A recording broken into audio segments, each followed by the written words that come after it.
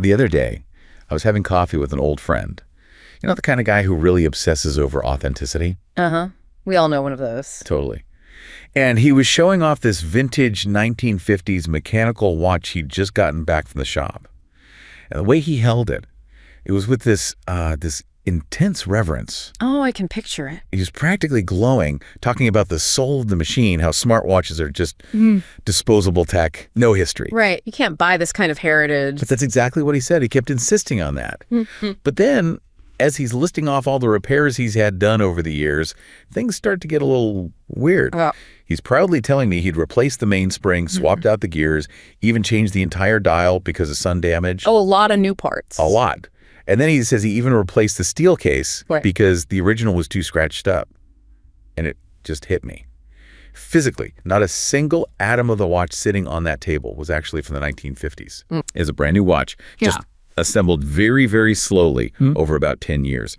So I pointed this out. I asked him, how is this any different from a replica? And how did that go over? Oh, his whole demeanor just snapped. He got genuinely defensive, almost agitated.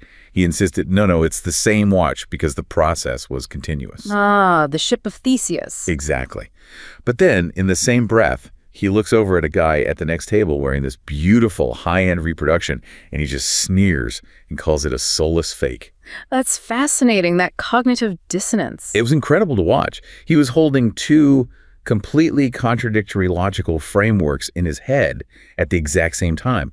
One where material defines the identity, and one where it absolutely doesn't. It wasn't just hypocrisy. It felt like a glitch in his logic. And that glitch, that cognitive dissonance you saw, the ability to hold two opposing truths in your head and not instantly just collapse, that is the perfect place to start our deep dive. Because that glitch reveals the fundamental limits of consistent logic. And we find these same limits, these same paradoxes everywhere, in philosophy, in theoretical physics, and maybe most urgently right now, in artificial intelligence. And that's really the mission for today. We're diving into paradoxes, not just as fun brain teasers, but as these crucial signposts that show us exactly where our systems break down. Yeah, a paradox is basically what happens when you have perfectly sound reasoning. You start from premises that seem totally acceptable, but you end up with a conclusion that is just. It's senseless or it contradicts itself. So we've broken this down into three big categories, three kinds of ultimate limits. Where are we starting? We're going to start with the logical limits. We'll be looking at how this idea of self-reference, like with your friend's watch, fundamentally constrains what artificial intelligence can ever hope to achieve. Okay. From logic, we jump into the physical limits. We'll look at theoretical physics, general relativity, quantum mechanics, to see how time travel paradoxes, the famous grandfather paradox, are resolved or maybe avoided by the universe itself. And finally, we'll get into the ethical limits. We're going to tackle the trolley problem, but maybe not in the way you expect. We're going to argue that it's mostly a distraction when we talk about autonomous vehicles. And instead focus on the real, complex, systemic ethical challenges that AVs are posing to society, to our ideas of freedom, accountability, all of it. Exactly. Understanding these boundaries, what's computable, what's physically possible, and what's ethically consistent, it's absolutely crucial as we keep automating more and more of the decision-making in our world. All right, let's start with that first one then. The most abstract and maybe the most powerful limit of all. The one that governs all computing, the logical constraint of self-reference. Right. We're talking about that deep, fundamental glitch that can completely crash a formal system, but which the human mind, well, it seems to navigate it by just sort of changing the rules of the game. So where's ground zero for this? Ground zero is the liar paradox. It is the absolute foundation of this crisis. Imagine a single statement, let's call it L, and all it says is, this sentence is not true. This sentence is not true. Okay. It's the simplest form of that self-referential glitch you mentioned. It is. And the second you try to assign a simple binary truth value to it, true or false, you get trapped. You enter this infinite contradictory loop that just shatters logical consistency. Right, because if you say L is true, then what it says has to be true, which means it's not true. That's a flat contradiction. And conversely, if you assume L is false or not true, then the statement it's making, this sentence is not true. That expression suddenly becomes true, which means L must be true. So it's true and false at the same time. Exactly. It forces the system to assert both, which is a logical impossibility. Philosophers call it an overdetermined truth value. Now, in a normal human conversation, we shrug, right? We see it as a linguistic trick and we just move on. But for mathematics, for computer science, this is an existential crisis. Why is it so much more than just a puzzle for them? Because it was the first crack in the foundation. It demonstrated, really for the first time, this inherent inability to build any logical system that was both expressive enough to do something as simple as basic arithmetic and be both complete and consistent. Logicians at the time were on this quest for a perfect, unbreakable foundation for all of human knowledge. The liar paradox showed that foundation was fundamentally cracked. And this leads us straight into one of the biggest intellectual bombshells of the 20th century. Kurt Gödel's incompleteness theorem. How did he take this linguistic trick and formalize it with pure math? It was an act of pure genius. Gödel used this incredibly clever technique, now called Gödel numbering, to translate statements about mathematics, things like axioms, proofs, theorems, into numbers themselves. So he made math able to talk about itself. Precisely. It created self-reference within the numbers. And by doing that, he constructed a perfect mathematical analog of the liar paradox.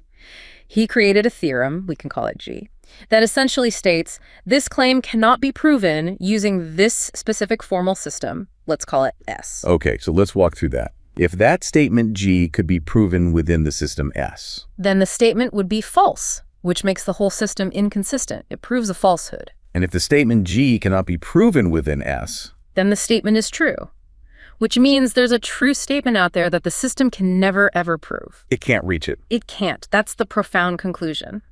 If a formal system is powerful enough to reason about basic arithmetic, which is, that's the absolute bare minimum for any useful computational system, it must contain true statements that are unprovable from within its own framework. So in essence, truth exists outside the boundary of proof. Yes. Any sufficiently powerful set of rules is, by definition, incomplete. That is just. It's a staggering limit. And our sources show this isn't some weird one-off fluke, right? It's a recurring structural problem in formal logic. Oh, absolutely. Gödel's result is really just the most famous member of a whole family of related impossibility theorems that all reinforce this fundamental limit of self-reference. Like what? Well, you have Tarski's theorem on the undefinability of truth. What Tarski showed is that you cannot define a comprehensive truth predicate for a language within that same language without, again, running into contradictions. So a mathematical language can't ever perfectly define what true means for every single statement you could make inside it. That's it. It's like trying to write a complete dictionary that perfectly defines every word, including the definition of the word definition itself, without creating some kind of circularity or ambiguity. It's impossible. A perfect analogy. And if you try to create that all-encompassing self-referential definition, you inevitably break the system's consistency. Then you've got Montague's theorem, which took this problem even further, beyond just arithmetic and truth. How so? Montague showed that if you try to formalize a theory of knowability based on principles that seem just, completely sensible, like the idea that if you know something, it must be true, that system also becomes inconsistent as soon as you combine it with self-reference. So the moment we try to make any system fully self-aware, capable of defining its own boundaries, its own truth, its own knowledge, we basically guarantee it's either going to collapse or be incomplete. That's the takeaway. Okay, so if this is the hard limit of formal logic, what on earth does this mean for artificial intelligence? Well, it creates these inherent and potentially insurmountable constraints for what we think of as traditional AI architectures. Why? Because traditional computers and even classical neural networks are fundamentally based on first-order logic systems. Computationally, they're equivalent to what we call Turing machines. And because of that, they inherit all these same logical limits. They are inherently susceptible, yes. So if you give a traditional AI a task that is genuinely undecidable, like the general halting problem, which is figuring out if any given computer program will eventually finish or just run forever. Exactly. The AI doesn't just fail at the task. It gets stuck. It enters an infinite loop, and it cannot compute its way out of that paradox. It's frozen. This is why some researchers are pretty adamant that human-level general intelligence, or strong AI, is actually impossible for any system that's strictly confined to that kind of computation. It's a serious argument. If human reasoning, even just occasionally, relies on non-Turing capabilities, ways of processing information that can sidestep first-order logic, then our current machines are fundamentally incapable of replicating it. It doesn't matter how fast they are or how big they get. You said the human mind seems to navigate this without crashing. We don't freeze up when we hear the liar paradox. So how does our brain bypass this computational dead end, this Gödelian limit? This is where things get really interesting. We turn to models like the strange loop model, or SLM, which suggests that the brain's architecture is dynamically fundamentally different from a static computer. And the key mechanism is? The brain doesn't try to solve the contradiction instantaneously. It unfolds the inconsistency in time. That feels like a crucial distinction. We're not expected to hold the thought phi and not phi in our heads at the exact same microsecond. Right. That would require a physically impossible, inconsistent brain state. Our brain cleverly avoids that immediate collapse. Instead, when you're thinking about the liar paradox, you as an agent might deduce one truth value, let's say true, at time t. Okay. And then through the feedback loop of your own thinking, you deduce the contradictory value false at a later time t prime. The paradox only really surfaces when your brain remembers having carried out both of those contradictory deductions. So the temporal distance, that little bit of time between the two thoughts, is the secret ingredient. It's essential. We treat truth values not as these fixed static quantities, but as dynamically changing quantities. It's a process, not a state. And this is supported by the brain's actual physical architecture. It seems to be. Specifically, the causal feedback between, say, the conscious processing module and the more cognitive reflective module is what makes this process possible.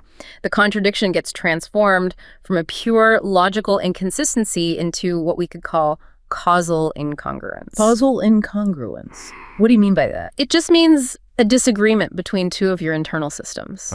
So your conscious module might process the paradox and spit out one outcome, while your cognitive module is processing the implications of that and returns a conflicting prediction about where your thoughts are headed. And the brain doesn't see this disagreement as an error, as a bug that needs to be squashed. No, that's the amazing part. It's actively utilized as a feature. This internal disagreement allows the brain to represent the contradiction, to be aware of the paradox without physically collapsing into an inconsistent state. That is a massive structural difference. A Turing machine is hunting for a single, static, consistent answer. And when it can't find one, it gets stuck. But a human brain achieves a different kind of coherence by embracing the dynamism. It uses that internal friction, that contradiction, as a source of information. And this architecture also explains how we avoid those infinite loops you mentioned, the halting problem. It provides a brilliant explanation for it, yeah. The human brain's dynamics are what we call metastable. We don't maintain perfect, laser-like focus on repetitive cognitive tasks. The amount of attention we dedicate to a single thought or a loop naturally diminishes over time. So our short attention span literally saves us from logical collapse. In a way, yes, essentially. That diminishing attention, plus the brain's constant reallocating of focus based on everything else going on, it actively inhibits and eventually terminates these unhalting inferences. The loop just destabilizes itself because the brain gets bored and moves on. It loses interest or prioritizes a new input. We simply choose to stop thinking about it. A computer doesn't have that mechanism. It's not built into its static logic. So, to sum this up, while AI is constrained by this need for formal consistency, leaving it incomplete or vulnerable, the human mind shows off a different, maybe higher, form of intelligence. It maintains coherence not by eliminating contradiction, but by dynamically processing it. It accepts paradox as a necessary feature of a complex reality. Okay, that is a powerful lesson in logic. So now let's take that same core principle, the idea that the universe has to avoid absolute contradiction, and apply it to the hard limits of physical reality. We're moving from self-referential claims to self-defeating actions. And that is the absolute core of causality paradoxes, like the famous grandfather paradox. The ultimate thought experiment. If a time traveler goes back in time and prevents the events that led to their own existence, say by killing their grandfather, how could they exist in the first place to even make the trip? The action creates a closed, time-like loop that demands a break in causality. It's a physical contradiction. And the crucial point here is that this isn't just, fun science fiction. The kind of objects that would allow for this, time-wise wormholes, are technically allowed by the mathematics of Einstein's general relativity. That's absolutely correct. The laws of physics, at least as we understand them through GR, don't explicitly forbid the kind of topological structure you'd need for a time machine. We have theoretical models for traversable space wormholes, like the Morris-Thorne type. Okay. And the theory suggests that if you could take one mouth of that wormhole and move it away from the other at a relativistic near light speed, The time difference between the two mouths would actually transform it from a space wormhole into a time wormhole. It would connect two different points in space-time. So if the physics actually allows for the time machine to exist, then something else has to step in to prevent the traveler from actually performing the paradoxical act. The universe has to self-correct. It must. And theoretical physics proposes several mechanisms for how this self-correction happens. It mostly depends on the scale of the time traveler. So let's start with macroscopic bodies, like a person, in a non-quantum gravity framework. What's resolution number 1? Resolution 1 is the alignment of thermodynamic time arrows. Okay, that sounds highly technical. Unpack that for us. Right. So every object has an internal thermodynamic time arrow. It's defined by the second law of thermodynamics. Entropy, or disorder, always increases. Things fall apart. Things fall apart. Now, when a time traveler moves backward in time, they are moving from their personal future, a state of higher entropy, toward the universe's past state. You described it in the outline as moving from a less normalized state to a more normalized state. What does normalized mean here? Think of normalization as the universal direction of entropy's flow. The past is more normalized simply because entropy has been flowing and expanding in that one direction for billions of years. Okay, I think I follow. So when the traveler emerges in the past, their internal time arrow, their personal entropy increasing forward, is now functionally opposite to the direction of the surrounding universe's timeline. And that state of having opposite time arrows is inherently violently unstable. So the traveler is like a little bubble of backward-moving time relative to the environment, even though inside their own bubble, time is moving forward for them. That's a perfect way to put it. And this profound instability gets resolved by the inevitable interaction with the chaotic, high-energy background radiation and light rays that are bouncing around inside the wormhole. And those light rays have a time arrow that matches the universe. They do. So they force the traveler's system to align. How does that alignment stop the paradox? Well, the interaction itself destroys the traveler's unstable state. The sheer intensity of it, the chaos of those light rays, would be more than sufficient to destroy the traveler's memory, for example, so they forget what they came to do. Or it could prevent them from taking the action, or just physically destroy the traveler completely. For big objects, the universe seems to use its most fundamental law, the second law of thermodynamics, to prohibit the causal contradiction. It enforces its own consistency. That's a really elegant solution. Yeah. The universe just uses its own large-scale rules to police itself. But thermodynamics is all about probabilities. Yeah. What happens in the microscopic realm? Or in some highly improbable case where that chaotic destruction doesn't happen. Right. And that brings us to resolution 2, the theory of instability and fracture. This would apply in those very specific, highly improbable scenarios where thermodynamics isn't the dominant force, or maybe the traveler is just a single particle. Okay. In these cases, the models show that the wormhole topology itself is incredibly fragile, unstable. Fragile enough that the traveler's mere presence breaks it. Precisely. Even an infinitesimal external action like the tiny gravitational influence from the time traveler could be enough to cause the wormhole to physically fracture for a finite period of time. And that physical break saves the original timeline. It does. And what comes out of that fracture is fascinating. The theory predicts the appearance of a multi-world system. A parallel universe. Often interpreted that way, yes. So the traveler, instead of actually affecting their own past, penetrates this new separate reality. So they can go kill the ancestor in the new universe, exercising their free will. But their own timeline remains completely intact and consistent because the paradox was essentially exported somewhere else. That is a very neat way to resolve the logical contradiction.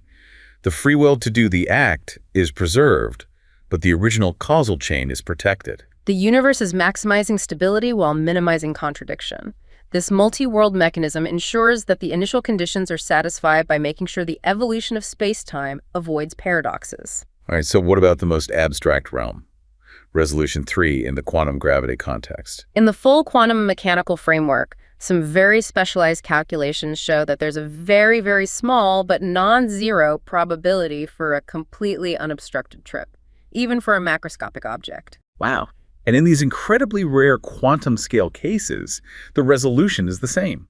The traveler must penetrate a parallel world based on the multi-world interpretation of quantum mechanics to prevent the paradox. So no matter which way you look at it, the large-scale hammer of thermodynamics, the structural fracture from general relativity, or the wave function collapse in quantum mechanics, the conclusion is always the same. It converges. The paradox is avoided either by the destruction of the traveler or by shifting the contradictory event into a totally alternate reality. And this is the really fascinating point of convergence you mentioned. For an outside observer, someone just watching the time traveler vanish into the wormhole. The outcomes are observationally indistinguishable. You can't tell if the traveler perished from thermodynamic instability inside the wormhole or if they successfully penetrated another world due to quantum effects. It's like the uncertainty around what happens when you fall into a black hole. It's mathematically and physically analogous, yes. Do they hit the singularity? Do they pass through to another side? All we know for sure is that they are gone from our causal chain. So the physical universe, just like our own brains, avoids that absolute instantaneous contradiction. It either actively destroys the impossible state, or it pushes it into a different realm, a separate timeline, where the contradiction is localized and doesn't shatter the whole system. As we put. Okay. We've established that any attempt at a complete, perfect system, whether in logic or in physics, is bounded by necessity. Our final category takes us to the messiest realm of all, morality. And specifically the limits of trying to create consistent ethical programming in autonomous systems. The conversation here almost always starts, and let's be honest, usually ends with the trolley problem. It does. But before we get there, we have to acknowledge the ethical imperative that even allows us to have automation in the first place. A body like the German Ethics Commission found that licensing automated systems is only ethically justifiable if it promises a reduction in harm compared to human driving. So that sets a pretty high bar. The goal is always safety, always accident avoidance. But because there are always going to be residual, unavoidable risks, we have to talk about how you program for the inevitable crash.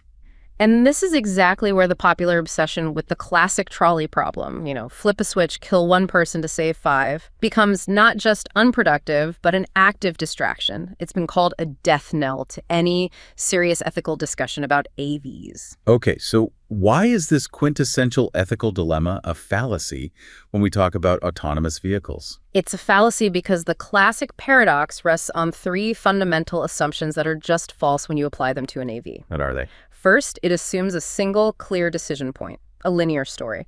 Second, it assumes certain outcomes. You pull the lever, those 5 people will live, that one person will die. No uncertainty. On the third? Third, and most importantly, it assumes the decision is being made by a moral agent. A human with intentionality, with fear, with a moral calculus? And an autonomous vehicle is none of those things. It's not making a moral choice. Not in any human sense, no. We have to understand the technology on its own terms. AVs operate using these incredibly complex decision-making frameworks, usually something called a partially observed Markov decision process, or POMDP. Right, this isn't a deterministic system making one choice. Not at all. It's a dynamic framework that's making sequential decisions based on probability distributions in conditions of profound uncertainty. So instead of thinking, I choose to hit the pedestrian, the machine is running calculations like, given the sensor input, there's an 80% chance of collision if I brake, and a 60% chance of catastrophic failure if I swerve. So I will choose the action that maximizes my reward function, the highest probability of minimizing damage over the next 5 milliseconds. Exactly. It's maximizing a value function, constantly hedging against a sea of uncertainty. Which means the real philosophical problem isn't on the machine's shoulders at all. No, it rests squarely on the engineers and the programmers who define those value functions and objective metrics before the car ever leaves the factory. And even if we try to program a consistent ethical framework based on, say, what humans would do, we immediately run into the paradox of ethical inconsistency. We do. Behavioral economics has shown us for decades, with things like the LA and Ellsberg paradoxes, that humans are profoundly irrational. We don't act consistently to maximize utility. Right, we'll choose a safer but lower value option in one context, and then a risky high value option in a totally different one. We're all over the place. So if humans are demonstrably inconsistent moral agents, how could we possibly hope to program a consistent utility-maximizing ethical framework into a machine based on our behavior? You could model what people say they do in a survey, but that only gives you the empirical reality of human preference. It doesn't tell you what the morally correct course of action actually is. Exactly. So the trolley problem is really only useful for highlighting the philosophical fights we already have. It gives us zero pragmatic instruction for an AV designer. And that's why official bodies have had to move way beyond it and establish concrete, systematic ethical directives. Let's get into those. What are some of the stringent, non-negotiable rules the German Ethics Commission set for programming AVs when a crash is unavoidable? They really seem to push back hard against simple utilitarianism. They do. The first rule is absolute.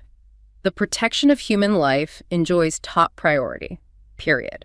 It comes before protecting animals or property. That establishes a very clear hierarchy. And the second rule is the direct answer to the trolley problem. It is. It is strictly prohibited to distinguish between potential victims based on any personal features, age, gender, physical or mental condition. And you cannot program the car to offset human lives against one another. So no programming the AV to calculate that saving 5 young people is inherently more valuable than saving 1 elderly person. The individual life is sacrosanct. That is the core legal and ethical principle they affirmed. The Commission explicitly refuses to permit that kind of offsetting of lives. They view any killing by an autonomous system as wrong, without exception. But they did concede one nuanced point, didn't they? They did. They set a general programming rule to reduce the sheer number of personal injuries may be justifiable. That feels like a tiny but maybe necessary crack in that non-discrimination rule. Yeah. If you can't look at who the victims are, maybe minimizing the raw quantity of injuries is the only non-discriminatory metric you have left. It's incredibly contentious, but it reflects that tension. Critically, the Commission also dictated that non-involved parties, say pedestrians on the sidewalk, must not be sacrificed by those who are generating the mobility risks. That's their ethical rule 9. So it heavily favors protecting people who have opted out of the transportation system's risk pool. Yes. And finally, they recognized the true limit. They said genuine dilemma decisions, one human life versus another, where all other factors are equal, simply cannot be ethically standardized or programmed. They're too complex. Too intuitive. Technology is just incapable of making those assessments consistently. So the focus has to shift entirely. You move from programming the crash to programming prevention and to adhering to these hard legal boundaries. And that moves us away from the contrived philosophical problem and toward the much bigger systemic ethical challenges that AVs actually pose. Yes, the paradoxes that truly matter. Let's start with the first one, accountability. The paradox of accountability is this dramatic shift in legal liability. Responsibility moves away from the individual human driver and on to the manufacturers, the operators, the regulators of these complex technological systems. So we're moving from a legal system based on human error and negligence to a system based on product liability. And that obliges manufacturers to continuously optimize and monitor these systems even after they're sold. If an AV causes harm, the liability is systemic. It could be the algorithm, a sensor failure, a mapping error. You need a whole new legal infrastructure to trace those digital decisions back to their source. Okay, next up is the paradox of safety versus freedom, this idea of paternalization.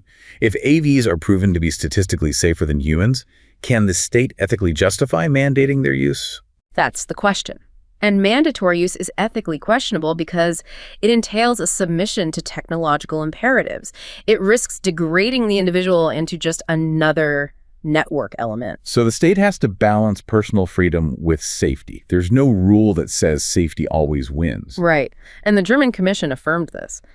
The motorist must retain the liberty to override the system, even if their actions are objectively unreasonable, like aggressive driving. Unless doing so puts others at immediate risk. Exactly. You have to preserve the right to drive poorly, in a sense. If we take away that freedom, we compromise the very ethical justification for the technology in the first place. The third, and this one feels maybe the most insidious, is the paradox of data and surveillance. Yeah. Autonomous driving requires collecting just vast quantities of data. Vehicle control data, route data, driver behavior data, all transmitted in real time. This creates the risk of total surveillance. So the convenience you gain from not driving could be totally offset by this massive loss of privacy. It could be. And that's why we have to ensure that the vehicle keepers, the owners, retain data sovereignty. They must be the ones to decide if their data is forwarded and used for anything that isn't safety critical. Privacy by design, privacy by default. Exactly. The privacy-friendly settings have to be the default. Data collection should only happen with active consent, or when it is absolutely essential for public safety protocols. Okay, and finally, let's talk about the Foucauldian critique of societal normalization. How introducing AVs fundamentally changes the infrastructure and power structures in our cities. This is the huge third-order effect that the trolley problem completely ignores. Urban planning designed around AVs is a political act. Imagine cities building things like hyperloops or even electric fences to strictly control pedestrian movement, all to optimize the flow of AVs. Those are choices that regulate how people move. They impose a specific structure of power and control. And that can directly exacerbate existing societal inequalities. The example of automated retail delivery is a poignant one. Firms like Deloitte, they predict these great convenience gains for affluent city dwellers, quick deliveries, on-demand mobile stores. Sounds great. But that same technology can make inequality much, much worse. If access to essential services becomes dependent on these automated systems and their delivery fees, it worsens problems like food deserts for low-income populations who can't afford the new infrastructure. So the decision to deploy AVs, even if they save lives, is really a political decision about how we organize society and allocate resources. It's much bigger than who gets hit by the car. The true ethical limit isn't whether we should kill one to save five. It's whether we should implement systems that subtly erode our autonomy and intensify social stratification, all while dangling the seductive promise of safety and convenience in front of us. Wow, what a convergence of limits. We started with the paradox of my friend's watch. We've gone through the philosophical crisis of self-reference, navigated wormholes in space-time, and we've ended up debating the moral calculus of autonomous cars. And what really stands out across all three of those realms, logic, space-time, and moral decision-making, is this consistent necessity for intrinsic limits. The most powerful systems are the ones that have to be bounded to maintain any kind of coherence. So in logic, we learned that Gödel proved that any system powerful enough to do basic math must be incomplete. The boundary of truth is always going to be bigger than the boundary of proofs within that system. And in physics, we saw that time travel, while it might be theoretically allowed, is inherently unstable. It's resolved by the universe's absolute imperative to maintain causality, either through thermodynamic destruction or by creating a parallel world to contain the contradiction. And then in ethics, we saw that the search for a complete, consistent moral program for AVs is a fallacy. It's complicated by our own human inconsistency and the basic impossibility of standardizing these complex moral dilemmas. Which forces us to focus instead on the much bigger systemic risks to our freedom and our accountability. In every single one of these cases, we confirm that these ultimate, universally consistent, complete systems, whether they're logical, physical, or ethical, are just. They're fundamentally unattainable by definition. And yet the human mind seems to be unique among all these systems. While formal logic gets stuck in a loop and physical reality has to literally shatter or destroy the contradiction, the human brain maintains its coherence. It does, and it does it not by eliminating the contradiction, but by dynamically processing it over time. It transforms that logical inconsistency into causal incongruence, and it recognizes that very contradiction, like the identity of your friend's old watch, as a necessary feature of a complex and coherent reality. That ability to hold those contradictory frameworks, to know that the watch is materially brand new, but spiritually and legally the very same object, without collapsing into paralysis. That demonstrates a form of integrated intelligence that just exceeds the static capabilities of any purely computational or formal framework we can currently devise. It's the ability to live inside the strange loop that defines our unique cognitive power.